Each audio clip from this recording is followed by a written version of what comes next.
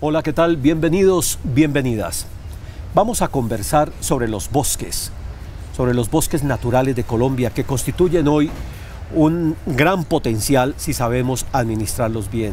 Son el sustento de la mega diversidad de Colombia y revisten una importancia no solamente para los pobladores rurales que están en sus entornos, sino para el crecimiento del país y para el crecimiento con desarrollo humano. De los usos buenos o malos que hagamos de esos bosques depende mucho el futuro de Colombia. Sin embargo, hay datos inquietantes como este que es muy conocido. Cada año en Colombia se están deforestando en promedio 300.000 hectáreas de bosques. Una razón suficiente para prender todas las alarmas. Y en torno a este tema y con esa cifra de provocación vamos a comenzar nuestro diálogo con nuestro invitado en esta serie de programas especiales de la Universidad Nacional de Colombia que han sido pensados para darnos a todos herramientas conceptuales e informativas para entender la importancia de estos recursos y sobre todo entender qué debemos hacer, cómo lo debemos hacer, con quiénes lo debemos hacer. Nuestro invitado es Juan Camilo Cárdenas. Él es ingeniero industrial de la Universidad Javeriana, hizo estudios de maestría y doctorado en economía ambiental y también un postdoctorado en políticas públicas en la Universidad de Indiana. Juan Camilo, gracias por estar con nosotros. Muchas gracias a ustedes. Yo quisiera hacer el papel del televidente y empezar por algo muy elemental. Estamos hablando aquí de bosques naturales y lo obvio es preguntarse, ¿y es que hay bosques artificiales? Cuando hablamos de bosques naturales, ¿de qué estamos hablando? Ese es un tema que vale la pena dejarlo claro con el público en general. La inmensa mayoría de los bosques son intervenidos por la mano humana. El problema es cuánto se demora esa regeneración natural y en qué situación está. Llamar este bosque que tenemos acá natural no es exacto y probablemente existen ya muy pocos casos en que hay un bosque natural, como podríamos decir pristino, en que no ha habido ninguna intervención humana. La Amazonía entera es un proceso permanente de intervención humana y regeneración natural. Las plantaciones desde ceros para explotaciones madereras, pues son un proceso natural de crecimiento en el que la mano humana está interviniendo.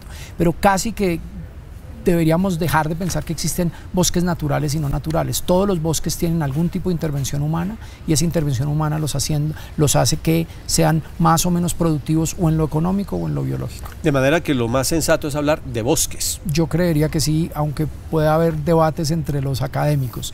Pero sí creo que el tema clave es que la inmensa mayoría de nuestros bosques han sido intervenidos en algún momento en el tiempo en nuestra historia milenaria a lo largo del tiempo. Si a mí no se me ha olvidado la geografía que estudié en el bachillerato, Colombia tiene 1.300.000 kilómetros cuadrados más o menos de superficie. 114 millones de hectáreas. 114 millones de hectáreas. Y de esas de bosques, más o menos la mitad.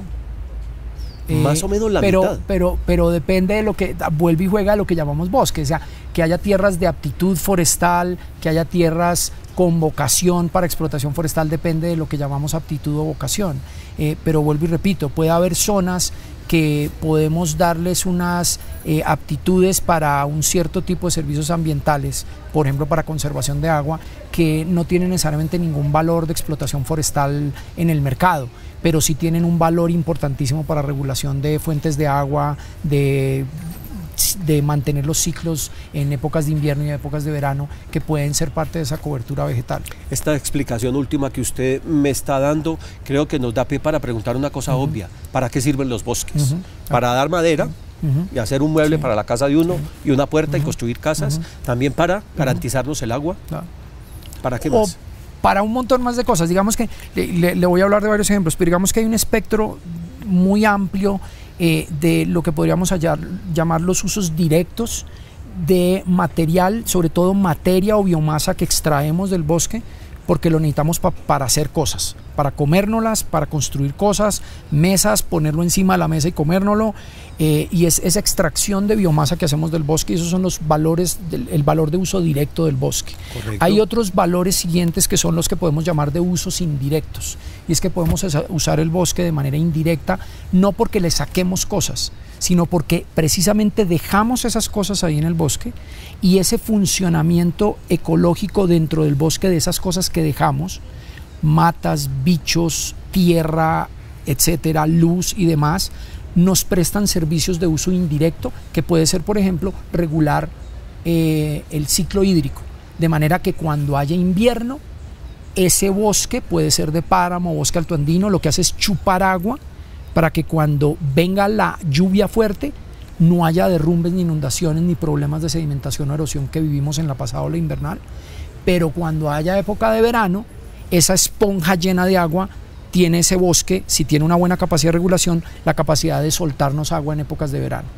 Si ese bosque no está sólido biológicamente para producir ese efecto de esponja, de acumular agua y retenerla cuando hay mucha lluvia y de soltarla cuando hay mucha sequía, entonces lo que sufrimos es las consecuencias de no tener ese servicio.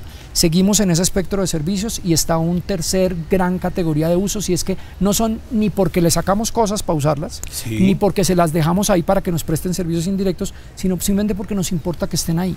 ¿Y a qué me refiero? A que ese árbol que esté ahí me interesa que esté ahí simplemente porque mi familia toda la vida lo ha venerado y ahí es donde se casaron nuestros abuelos y lo quiero tener ahí. Ese bosque no me da comida, no me da madera, no me da nada, pero simplemente me parece que debe existir. Hay rituales y valores culturales en distintas culturas que dicen esos bosques o esas especies o ese tipo de animal que vive en ese bosque debe existir per se. Esos son valores de lo que llamamos de existencia, y simplemente porque existe, vale. No porque lo sacamos para comérnoslo, no porque lo dejamos ahí para que nos preste un servicio, simplemente vale porque está ahí. En general, de los bosques también se sacan, para nuestro beneficio, muchas medicinas, ¿verdad? Claro. Ese es un campo muy grande de usos, sí, de usos benéficos, sí, de los bosques nuestros. Sí. Usted me está hablando ahora de bosques andinos o bosques amazónicos. ¿Hay bosques en todas las altitudes? Desde el nivel del mar hasta los 5.000 metros de altura en Colombia encontramos cobertura vegetal e incluso más arriba, y eso es simplemente la historia de millones de años de evolución de lo geológico y lo climático y nuestra posición tropical en el planeta, que nos ha dado toda esa diversidad de bosques. Y cada uno de esos bosques en esos tipos de lugares nos dan una variación de eso que acabo de decir. Hay unos que son mejores para sacarles cosas, claro. En cambio hay otros que es mejor no tratar de sacarlas, sino dejarlos ahí para que nos den servicios, y hay otros que de pronto no es ni una ni la otra, sino que son buenos es porque por su existencia misma valen, no porque hoy nos presten el servicio, sino porque de pronto dentro de 50 años puede haber fuente de información para soluciones en la industria farmacéutica. Puede que hoy no lo estemos haciendo, pero vale la pena no renunciar a extinguirlo para pelar ese bosque, para sacarle plata en muy poquito tiempo metiendo papa o metiendo ganado. De tal manera que cuando empezamos a asomarnos a este mundo, el mundo forestal, el mundo de los bosques en este país o en cualquier otro país de este planeta, estamos incorporando, y creo que es un elemento muy importante que usted ha mencionado también, esta dimensión sociocultural, claro, de la cual normalmente no se habla. Claro. Porque uno habla de las crecientes del río, la sedimentación, claro, claro, que la amapola, claro, está acabando con los bosques porque tumban el bosque por allá para sembrar amapola, o tumban la selva amazónica para llevar ganado y demás. ¿El territorio nacional hoy tiene suficiente información científica, técnica, sobre las calidades de los bosques, dónde están ubicados? ¿Ese conocimiento existe? Yo creo que sí tenemos muy buenos trabajos. Yo creo que tenemos una buena base, no estoy diciendo que es la ideal, pero tenemos buena base de información en varias cosas.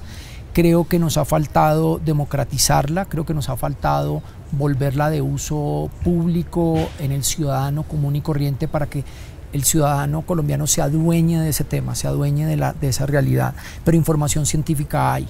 Ha habido esfuerzos relativamente serios y rigurosos en el tiempo, aunque no sistemáticos, que ese es un tema que creo que vale la pena poner una alerta roja allí, y es que el seguimiento sistemático ha sido más escaso. Ha habido fotos en el tiempo muy buenas y completas en distintos momentos de estudios que se han hecho en distintas entidades del gobierno y en universidades y en institutos de investigación. El seguimiento sistemático a ciertas variables no ha sido tan útil. Al comienzo usted en la introducción mencionó el tema de la tasa de reforestación. Hace 15 años, 20 años estábamos en esa tasa alta de 300, 400 mil hectáreas año. Esa tasa bajó durante mucho tiempo. hubo un debate académico muy fuerte de hasta dónde esa tasa tenía que ver con la capacidad tan alta de regeneración natural de la Amazonía, porque la Amazonía tiene una capacidad de regenerarse muy rápida, que es muy distinto a la capacidad de regeneración de los páramos, donde es muy lento, pero una hectárea pelada en páramo y una hectárea pelada en Amazonía, digamos que para cultivos ilícitos, amapola y coca, en términos de regeneración natural, la recuperación de eso es muy distinta por razones que ya mencioné, climáticas y demás. Entonces, digamos que hay información de fotos en el tiempo más o menos buena, se podría tratar de armar un casi video, pero no hay buenos videos. Videos me refiero a que cojamos un pedazo de bosque y le tomemos fotos en el tiempo y miremos cómo va. Ese para mí es una de las urgencias que hay que trabajar en el país, en el debate entre academia y el Estado sobre todo, y ojalá con vinculación del sector privado, y poderle hacer seguimiento en el tiempo a esos bosques. Porque creo que el país está sufriendo cambios, unos muy positivos, unos muy negativos y unos que están en incógnita frente al sistema político de gobierno de los bosques. Tenemos un sistema de parques naturales, tenemos un proceso de titulación colectiva, tenemos un sistema de resguardos indígenas y tenemos una política forestal, y hay una intención de un sector privado de explotación forestal que quiere crecer. Todos esos van a ser procesos, algunos con más riesgo que otros, con más potencial que otros, para poder determinar qué va a pasar con los bosques, y realmente en eso estamos pobres, en videos del estado de los bosques. Tenemos fotos en el tiempo y podemos armar un álbum familiar en el que vamos a poder ver cosas y medio entender, pero videos completos no estamos haciendo. Pero usted me acaba de dar un menú de temas a los cuales valdría la pena que les metamos una mirada durante un momentito. ¿Qué estamos haciendo bien hoy con los bosques? Hablaremos de lo que estamos haciendo mal, pero en términos de respuesta del Estado, de la sociedad, de las comunidades, de los pobladores, de los inversionistas, ¿qué estamos haciendo bien para cerrar ese capítulo? Sí, veo que le cuesta como trabajo. Es un tema difícil. Los que trabajamos en economía siempre nos enfrentamos a ese problema, y es que nos gusta mucho entender la existencia de los problemas y las causas de los problemas, pero entender los procesos que van funcionando bien para poderlos convertir en recomendaciones de política se los vuelve uno de los retos más difíciles. Yo creo que el país ha hecho bien una política de áreas de conservación si comparamos con otros países. Colombia ha destinado en áreas protegidas cerca del 11-12% de su territorio nacional en unos mecanismos de conservación que están expresados principalmente, definitivamente las áreas más grandes son parques nacionales naturales, el sistema de parques nacionales, que cuenta hoy con más o menos 12 millones de hectáreas. Eso es un esfuerzo grande, eso es un esfuerzo que, si comparamos con muchos países del mundo, es un esfuerzo muy valioso, y es uno de los esfuerzos que, si miramos en perspectiva, es uno de los esfuerzos más positivos que se han hecho para declarar áreas de alto valor como áreas de conservación. Correcto. ¿Que hay problemas? Claro que hay problemas. Claro. ¿Que hay parques que están metidos en problemas? Hay parques que están metidos en problemas. La diversidad es impresionante. Desde parques donde no viven ni un solo ser humano hasta parques donde viven 10, 11.000, 12.000 personas, como es el caso del Parque Sanquián. Estamos hablando de una cifra, según entiendo, de cerca de 3 millones de hombres y mujeres de este país que viven hoy en zonas de reserva forestal, o cercanos, que no deberían estar cercanos a zonas de uso forestal. Y ese tema lo quiero tocar en particular, y es el de esas poblaciones locales. Además, hay una iniciativa de áreas de conservación no estatales, pero ligadas a este sistema, con experiencias que creo que son muy positivas, como es una red de reservas privadas de la sociedad civil, en que particulares dicen: yo soy dueño de tierras, creo que esta tierra tiene algo de valor en esos otros servicios ambientales que mencioné, valores de existencia y de uso indirecto, y quiero destinar un pedazo de esta tierra y lo voy a declarar ante una red. Es como un garante ante la sociedad de que quiero pertenecer a la red y destinar pedazos de tierra para conservación, y los declaran en bosques, y hay unos esfuerzos también valiosos que han creado un impulso. Pero esos particulares que normalmente son activistas ambientales, recuerdo ahora el caso de Mario Calderón y su esposa Elsa, en el caso de Sumapaz, esos están instalados con esas iniciativas privadas en estas zonas que no son declaradas por el Estado, sino que ellos van añadiéndole a eso que ya hay. Me encanta que traiga a colación, además traerla en la memoria a Elsa y Mario, porque es muy trágico lo que pasó y tenemos que seguirlo recordando.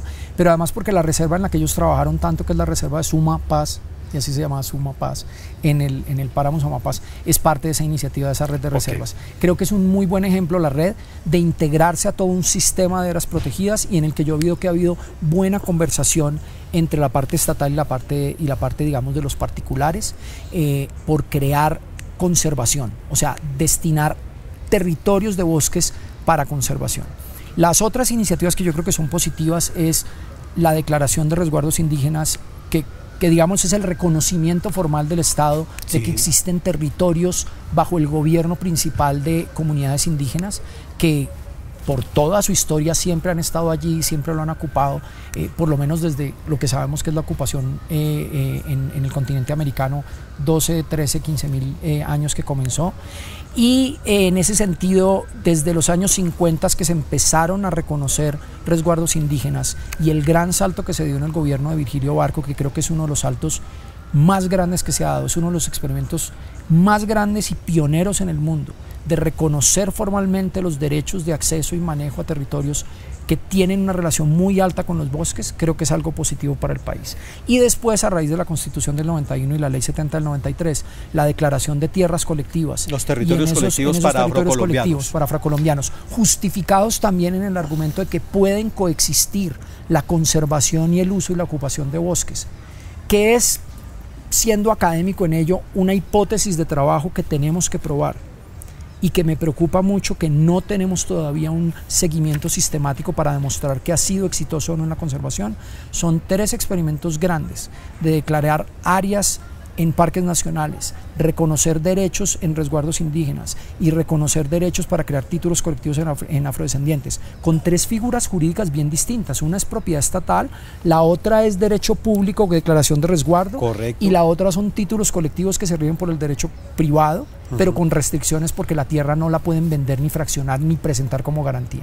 En esas 3 figuras jurídicas creo que para las 3 aplica un dilema. O esto lo dejamos como está. Exacto. O a esto le metemos la mano y lo explotamos haciéndole bien, Exacto. Porque nos podemos pasar aquí 50.000 años en este planeta, de pronto cambia la temperatura en la Tierra, habiendo otra glaciación y nos quedamos sin utilizar los bosques. ¿Cómo resolver esa tensión? Esa es la pregunta del millón, pero esa tensión está ahí. Carlos, se la voy a complicar aún más, no es solo esa, sino otra adicional, que es la global. En el libro mío de Dilemas de lo Colectivo, del que usted tiene copia allí. ¿Qué es este libro? Sí. ¿Es este libro? Exacto. Sí. En ese libro yo comienzo con un planteamiento primero de qué es de verdad nuestro país, en términos de ocupación del espacio, y hablemos del área continental solamente. De esas 114 millones de hectáreas que tiene el país, más o menos, oiga estas cuentas, 114 millones, 30 millones están en resguardos indígenas, más o menos 12 millones en parques nacionales y más o menos 5 llegando a 6 millones en tierras colectivas de afrodescendientes. Estoy hablando de que casi la mitad de este país continental es un país que es de espacios colectivos, no de propiedad privada. Y creo que en eso tenemos que ampliar mucho más el problema y voy a llegar a sus dilemas de la siguiente manera. Si tenemos una buena parte del país donde está la mayoría de los bosques bajo una propiedad colectiva, no propiedad, sino un espacio de acceso colectivo, y por eso me distancio del concepto de propiedad o no, pero de un acceso colectivo al territorio, tenemos que repensar el país para esos espacios colectivos. ¿Y por qué ese dilema que usted dice? Porque cuando usted tiene acceso colectivo al territorio, no es como una finca, y por eso yo he dicho en varios foros, dejemos de pensar el país como una finca. Hay un pedazo del país que lo podemos manejar como una finca, y hay modelos económicos de las últimas 2 décadas que han estado montados en no creer que este país se maneja como finca. Pero el problema es cuando es un espacio colectivo, no lo podemos pensar como una finca, donde el dueño le dice al capataz que decirle a los trabajadores, y ahí lo que hay es jornaleros. No, tenemos acceso colectivo al territorio, y ahí es donde surge ese dilema primero que usted dice, y es que es el que llamo yo en el libro el dilema local. El dilema local es, aquí hay algo que le podemos echar mano y sacarlo para comérnoslo y nos da plata rápido o temprano. O podemos dejarle cosas para no sacarlas y no comer temprano, y en el tiempo le podemos sacar platica por los servicios ambientales que no puede prestar. Y de pronto tenemos que conservarlo porque hay otras cosas que de pronto ni siquiera son para que nos presten servicio, pero valen para la sociedad porque existan. Y porque son culturales y sociales. Y porque tienen esos valores culturales y sociales. Hacen parte de eso que llaman la construcción del territorio. Ahí está el primer dilema global. El primer dilema local. El dilema local es entre aprovechar y conservar. y hay que encontrar allí una solución. Pero le voy a agregar el segundo, y es el dilema global. Y el dilema global es el siguiente: la existencia de la integridad de esos bosques y de sus funciones ecológicas afecta no solamente a los que viven allí cerca, sino al resto del país y al resto del planeta. Claro. Por un montón de servicios ambientales que prestan los bosques, que tienen que ver con secuestro de carbono, que tienen que ver con conservación de la biodiversidad para la humanidad, para el futuro, que tienen que ver porque simplemente a la humanidad le interesa que sigan existiendo, como le interesan a muchas personas que sigan existiendo los osos polares en el Ártico, y la gente se duele de ver que se ahogan porque el deshielo está haciendo que se ahoguen. Nadie va a comerse esos osos, nadie va a usar las pieles de esos osos, de pronto nadie nunca va a tener la plata para ir a un tour por el Ártico, pero le parece bien que sigan existiendo. Ese dilema global hace todavía más complicado lo que estamos diciendo. Yo he hecho estudios y he reportado en el capítulo parte de esa encuesta cómo perciben los habitantes locales, por ejemplo, en la zona del Pacífico, cerca a Nuquí, o las personas en las zonas andinas, o en la zona cafetera. Les preguntamos si ellos creen que hay una responsabilidad de la sociedad civil por conservarle al resto del planeta lo que hay ahí versus aprovecharlo para ellos solos. Y la gente tiene, hasta el campesino y el pescador más pobre, una conciencia de que esto también tiene un servicio y un valor para el resto de la humanidad. Entonces son dos dilemas por resolver. Son muy complicados, pero tenemos ya herramientas y conocimiento para entender cuándo sí se puede o no gobernar bien esos bosques, con la ayuda de tres mecanismos que son el Estado, el mercado y la comunidad. Ya que usted menciona el mercado, parecería que ha ido prosperando sobre todo en los sectores ambientalistas, organizaciones no gubernamentales, la idea de que per se los afros y los negros son los guardabosques por excelencia, y que los empresarios salvajes, capitalistas, proimperialistas son los destructores per se. Se plantea esta visión como que los negros y los indígenas son los buenos y los inversionistas privados son los malos. Ese dilema, ¿cómo resolverlo? Primero, desmitificar eso. Yo creo que tenemos que salirnos de esas categorías y estereotipos. Yo creo que dentro del sector privado forestal hay gente que tiene iniciativas interesantes y positivas que vale la pena explorar, donde ven que se puede balancear este tema de conservación con uso y aprovechamiento. Y también en el sector privado hay gente que solamente está interesada en sacar rápido esa madera, pelar rápido ese bosque, recoger los retornos, incluso dentro de la ley, algunos también dentro de la ilegalidad, y en ese sentido vemos procesos, por ejemplo en el Pacífico, en la Amazonía, que siguen siendo dentro de esa lógica de aquí vamos a sacar rápido esta madera porque esta madera tiene un valor en el mercado muy rápido, y lo que hay que hacer es conseguir la concesión, la licencia forestal, sacar rápido e irnos de aquí. Pero también hay dentro del sector privado gente interesada en generar plantaciones para entrar a los mercados verdes para vender secuestro de carbono. Entonces, en ese sentido, hay también el espectro.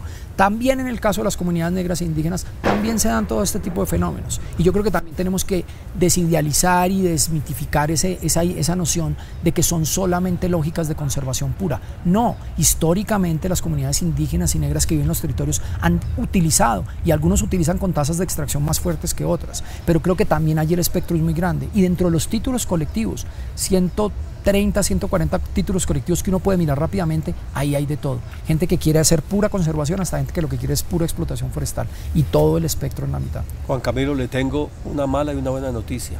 La mala es que se me acabó el tiempo, y la buena, que creo que los televidentes la comparten, es que hemos aprendido con usted y quedamos más provocados que un diablo para seguir reflexionando y profundizando sobre estos temas. Pero no me queda sino agradecerle, porque creo que ha sido un abrebocas maravilloso para esta serie de programas especiales de la Universidad Nacional, este encuentro con usted.